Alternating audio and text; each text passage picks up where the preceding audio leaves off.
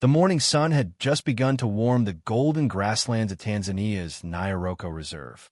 The air still held a trace of last night's cool dew, and the soft hum of nature surrounded the 7 tourist vehicles that made their way along a narrow trail weaving through the scattered acacia trees. The guests were eager, hushed with anticipation. They had all heard of the legendary pride that ruled this region. Lions so revered by the locals they were called the regal lineage of Nyaroko. But no one expected what lay just around the bend. As the lead vehicle rounded the corner, the driver slammed on the brakes. There, sprawled across the dirt road like living statues, was the pride. A dozen lions lay unmoving, their tawny bodies blending into the earth as if sculpted from it. At first, the tourists were ecstatic.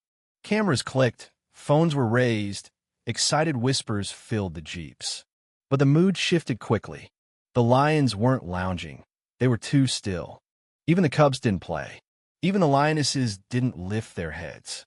And at the very center, lying flat and barely breathing, was the pride's leader, a massive male with a once majestic mane. His breath was shallow. His body barely stirred. Some tourists chuckled nervously, assuming it was typical lion laziness. But Serena, the guide in the third vehicle, didn't laugh.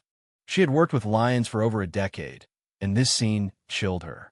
The lioness's posture wasn't relaxed. It was protective. Their eyes, though calm, were locked on every movement.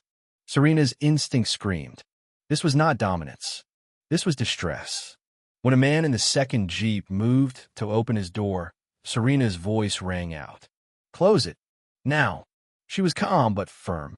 Across the road, the lionesses turned their heads, eyes narrowing in unison. Not hostile, but alert. Guarded. The message was clear: do not interfere. Serena grabbed her walkie-talkie. Her voice steady, she radioed the base station. She described the pride's position, the unresponsive male, the unspoken tension in the air. Back at the station, Chief Ranger Elias Ndegwa heard the call and didn't hesitate. They knew this pride, knew the lion. His name was Baresa, and he was more than just a lion. He was a symbol of the land, of strength, of balance. If he was down, something was deeply wrong.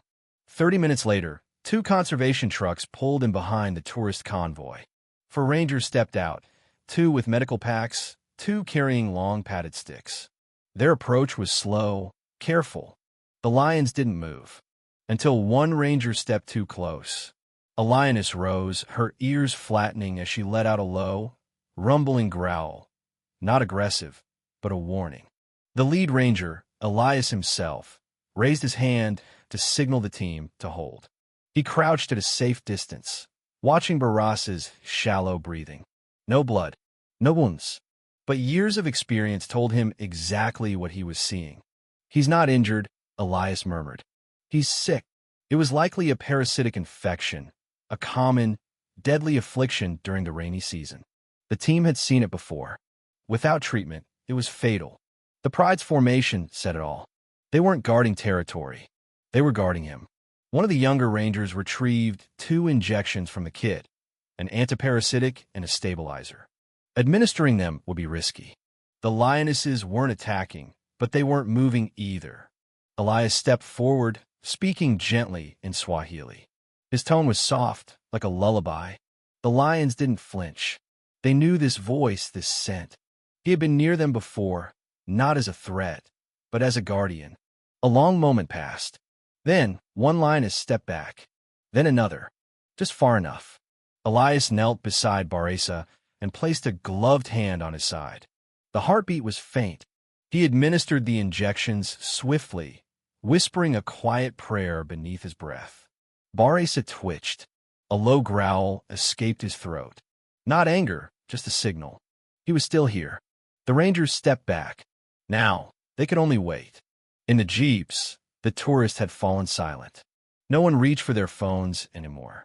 Even the children were still. They knew, somehow, this was not the time for snapshots.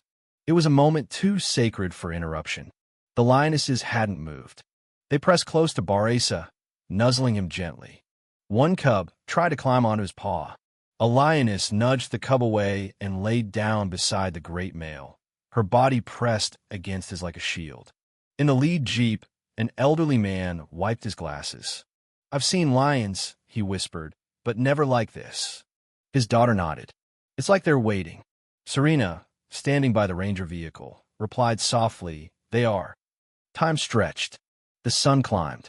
A few tourists stepped out briefly, legs stiff from sitting. The rangers allowed it. The lions didn't mind. They weren't paying attention to people anymore. Their focus was entirely on Baresa. It happened. One lioness stood. Her ears perked. She stepped closer to Baresa. Another joined her. A low sound passed between them, a vibration of recognition. Baresa stirred. A paw twitched. Then again. One eye fluttered open. The lionesses responded instantly, sniffing, licking, chuffing. Their energy changed from sorrow to hope. In the jeeps, someone gasped. The old man gripped the seat in front of him. The king was waking up. It was slow, painfully so. A breath. A movement. Then, after what felt like hours, Baresa raised his massive head. His eyes were glazed, his body weak, but he was alive. The pride surged around him, pressing close. One by one, the lionesses brushed their faces against his. Even the cubs approached, cautious but eager. Baresa let out a low, grating breath. Then, slowly he rose. His legs shook. His body swayed. But he stood. The tourists sat frozen. No one clapped. No one cheered. It was reverence, witnessing a moment few ever would. One ranger exhaled deeply. The old man in the front vehicle had tears in his eyes. "We almost lost him," he whispered. Baresa surveyed the road, then let out a deep, low roar, not powerful, but meaningful. The pride responded instantly. Heads raised, tails flicked. They began to move. Not in haste, not in fear, but in formation, slow, dignified, royal. Baresa led, unsteady but proud. The lionesses flanked him. The cubs weaved between them. Together, they crossed the road. No one in the convoy moved. No one dared. They watched as the pride disappeared into the grasslands. And then there was silence. Minutes passed before a ranger approached. "The road is clear." The old man rolled down his window. "Give them a few more minutes." They earned it. Engine started softly. The vehicles moved forward with care. No one drove over the exact spot where Baresa had lain. From the back seat of one jeep, a little girl whispered, "He didn't just survive. He came back." Her mother smiled. "That's what kings do." In the distance, a final roar echoed. Later that evening, back at the station, Elias read the report. Baresa treated, responding, pride stable. He closed the file and looked out the window. Somewhere out there, the king had risen, and the land had taken a breath. It was not just about one lion. It was about balance, about strength, about the silent agreement between the wild and those who witness it. Serena sat nearby, quiet. She knew this story would stay with her, not because it was dramatic, but because it was true. Sometimes the wild doesn't roar. Sometimes it waits. And if you're lucky, you're there to see it rise again.